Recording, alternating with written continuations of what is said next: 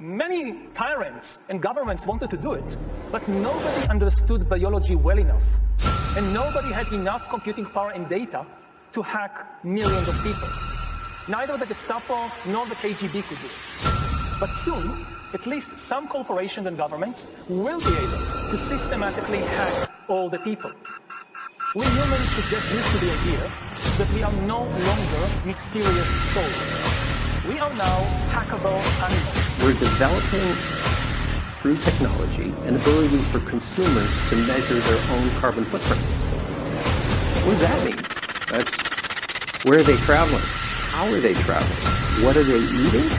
What are they consuming on the platform? So, individual carbon footprint tracker. It's been 10 years since CRISPR, a new method for DNA editing, was published. At the time, it did not make headline news. But after a decade, CRISPR has become the leading way to edit DNA and is currently being used on our food, animals, and even people. CRISPR is only going to become more prevalent, and so it is important to understand what it is, how it's being used, and the ethical concerns around its use. You know, the whole idea that humans have, you know, they have this soul or spirit and they have free will and nobody knows what's happening inside me. So whatever I choose, whether in the election or whether in the supermarket, this is my free will, that's over. Free will, that's over. Today, we have the technology to hack human beings on a massive scale. Yeah, I mean, everything is being digitalized. Everything is being monitored. In this time of crisis, you have to follow science. It's often said that you should never allow a good crisis to go to waste, because a crisis is an opportunity to also do good reforms that in normal times people will never agree. But in a crisis, you see you will have no chance. So let's do it.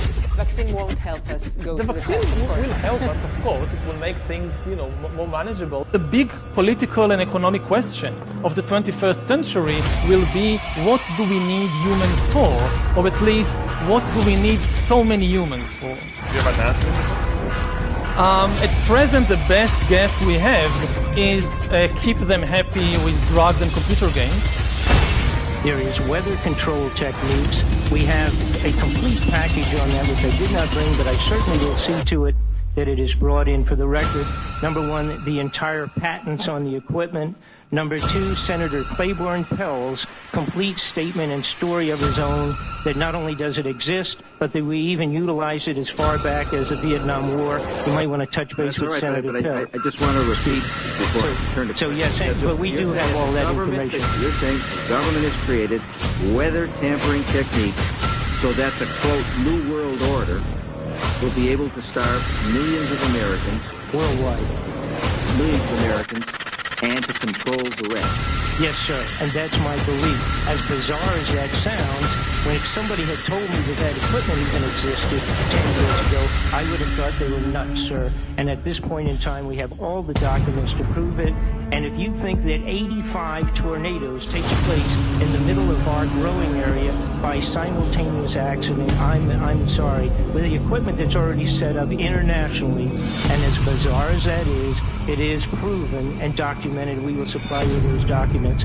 As bizarre as that is, I would say that weather wars, and this is quoting actually Senator Claiborne Pell himself, that they are the greatest weapon ever created in the world, and that's the Senator's own statement. So yes, I do stand on that. Thank you, Mr. Director. Thank you, Mr. Chairman.